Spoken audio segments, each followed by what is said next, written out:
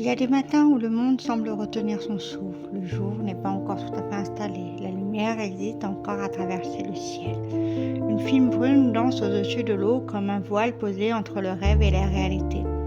C'est dans ces instants-là que j'aime marcher, quand tout paraît plus lent, quand personne ne demande rien, quand la nature se réveille sans faire de bruit. Je suis sourde.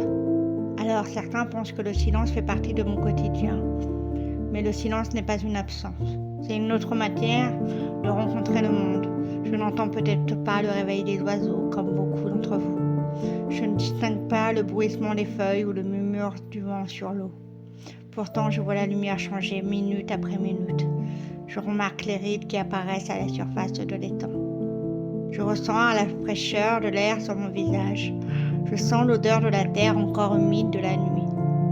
Chaque détail devient une conversation silencieuse avec la nature. Marcher pour moi, ce n'est pas seulement avancer, c'est ralentir suffisamment pour observer ce que l'on ne voit plus lorsque l'on court après le temps. C'est accepter que certains chemins ne mènent nulle part, sauf à soi-même. Aujourd'hui, je n'avais pas besoin de réponse. Je n'avais pas besoin de remplir le silence, j'avais besoin d'être là, face à cette eau immobile, face à cette brume qui s'efface doucement. Et je me suis dit que nos peurs ressemblent parfois à ce brouillard. Elles semblent immenses quand on les regarde de loin. Puis peu à peu, la lumière finit toujours par les traverser. Je repars avec quelques images, mais surtout avec le cœur un peu plus léger. Parce que la nature a ce pouvoir extraordinaire.